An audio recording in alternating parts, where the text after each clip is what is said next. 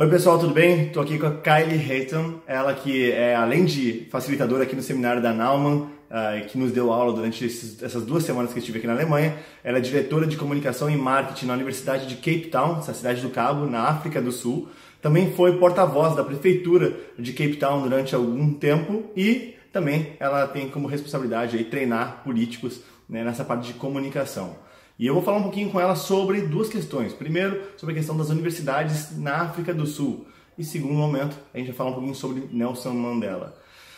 So Kylie, thank you a lot for your time. And I would like to start by talking about, is there any left bias in the universities in South Africa? Because this is a big issue in Brazil, we discuss it a lot. So you as head of communication and marketing in the university, how do you see that? So I think for me it's less about a left bias at our universities and more about us actually trying to define the role of the university in a post-apartheid South Africa. So we've had many conversations on our campuses now about what does an African university look like, especially in the context of a globalized world where we all have to compete for not only our local students but also for our international students. We have to be assessed in terms of the rankings. Many people want to do research, so I think that's where the big discussion is. What I think I find interesting about university particularly is that for many people, it's the first time you get an opportunity to explore your own identity.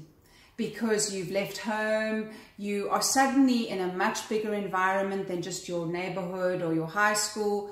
And suddenly you're confronted with all of the different classes, personalities, races of your own area. And I think that's what I have found very interesting to see is how people deal with that new space. So people who are extremely poor are sitting next to someone in a classroom who's extremely rich. And how do people deal with that? How do our lecturers talk to this extreme scale of people who are very rich, very poor, some who've had very good secondary education, some who've had very poor secondary education. And I think the thing that has really stood out for me in the last couple of years, because we've had many discussions about decolonization, curriculum change, all of those things, has been the importance of being compassionate to the human being. Because with our country's history and the way we're looking forward, a lot of what people are confronting now is how do they see themselves in the world. Yeah.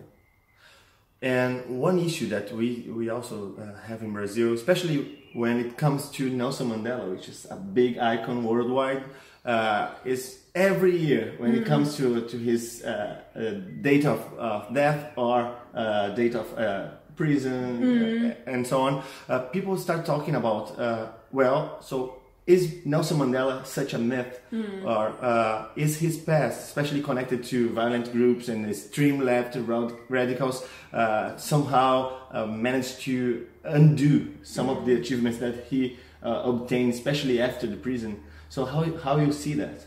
So I think for me what's been very interesting is that it's always easy to stand with the benefit of hindsight and to look back on the decisions that one made. And I think, especially in South Africa, where our government has failed to deliver on many of the promises of post-apartheid South Africa, people are looking for someone to blame. So many people have said Mandela made a mistake by letting white people get away with so much, that while we may have had a political justice, we didn't have economic justice. And there's a lot of anger in our society about the fact that we still have intense inequality in our country. So people look for someone to blame. And because he's no longer with us, because people are trying to find places to apportion blame, he's almost like an easy target to apportion blame to. And for me, I'm always very clear that it's very easy for us to forget how close we came to civil war. At the end of 1980s and at the beginning of the 1990s, and that compromises were made on all sides. And I think it's very difficult, I think it's very dangerous to turn someone into a hero, because we're humans and we are fallible and we make mistakes. But I certainly recognize that what he achieved from the period when he was released from prison, to when he stepped down as president at the end of 1999, was exceptional, because he managed to ensure that we had a largely peaceful transition to democracy. It's very easy for people to forget how violent our country was at that time, the thousands of people who were dying on a daily basis through political violence. So we achieved that transition to democracy. And I think one of the biggest things that it's very easy for us to forget is that as a result of the engagements and the discussions, South Africa has one of the most liberal constitutions in the world. We have a constitution which makes all the right provisions for minorities to be protected, for people's rights to be respected. And I think much of the anger now is directed at the fact that our constitution made all of these promises and our government hasn't implemented on those promises. So I look back at that and I recognize, and I think that anger is right, but I think to direct it at Mandela is possibly not fair on him, because I think if I look back, if I remember that time and how close we were to civil war, how dangerous the time was, that he was able to be magnanimous and compassionate enough to say that even though maybe his side could have won in a military battle, that he actually took the decision to not pursue that, to actually pursue engagement, to pursue reconciliation and justice. And I think we have to recognize that compromises were made on all sides, and that rather we should look at what he was seeking to achieve as opposed to blaming the anger that we have now, and a justifiable anger, to rather actually direct it on the people who are responsible, which with the African National Congress, which is Nelson Mandela's political party, with them still being in power in most of South Africa, it is appropriate to apportion a lot of that blame to them and to say, you were responsible for implementing this constitution that we negotiated, which Mandela spearheaded in many respects. You haven't delivered. And I think the discussion now in South Africa is, how do you take that idea of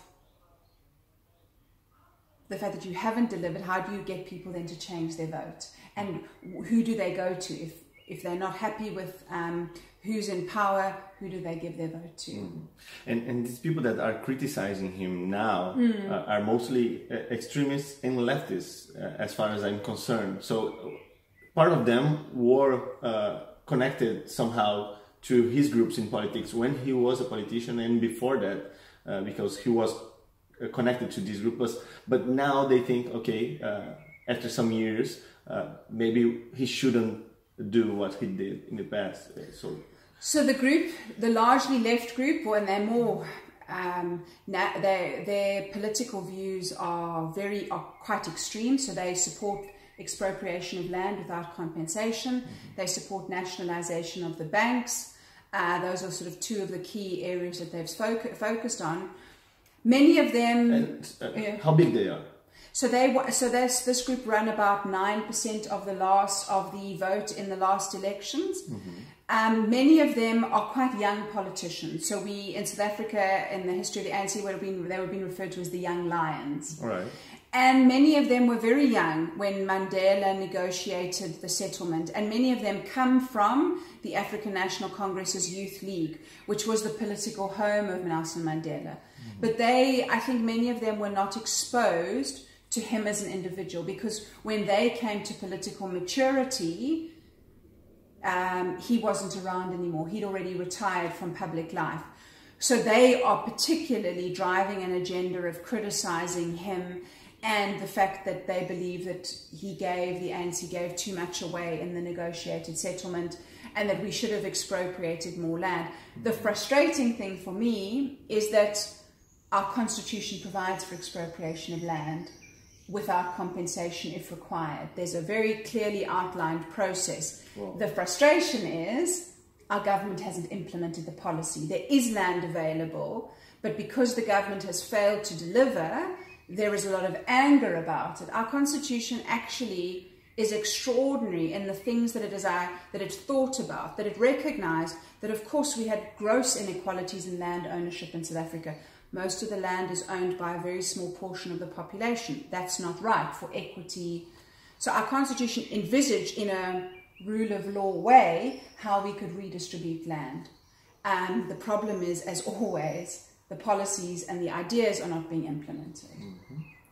Well, I think we can have we could talk a lot more about Nelson Mandela and the story, but I think for now we have a lot of new information, especially about what his achievements were. And I thank you a lot for your time and your opinion about the facts. No.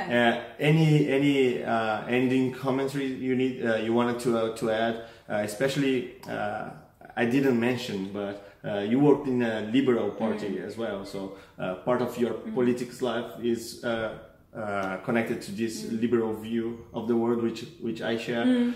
So for a liberal in South Africa, seeing Mandela as you see is very different from the liberals in Brazil. Yeah. So do you have anything to add in this discussion? I think for me what Mandela stands for is the power of the individual. So he wanted us to be recognized no matter the skin color, no matter our gender, no matter where we came from. He was very strong on the power of the individual. And I find that so easy to relate to. And that he wanted each and every one of us, no matter what our history was, to have that freedom and opportunity. To go out there and to pursue the opportunities that are available. South Africa is the most extraordinary country, but we often are filled with crisis. But at the same time of having these huge crises, we often seem to have these astounding leaders that come to the fore, and he was certainly one of them. And I think we all admire the fact that somebody can go to jail for so long and come out and not be filled with anger and rage is, for me, extraordinary. It just shows you the quality and humility of that person, and those are all values that I think any liberal could comfortably relate to. Well, thank you a lot, Kylie. Absolute pleasure. Thank you very much for the opportunity. No, it's my pleasure, and I hope to go to South Africa soon. Please come visit us. Whenever you want to, the doors always are open. Thank you. Pleasure. Cool.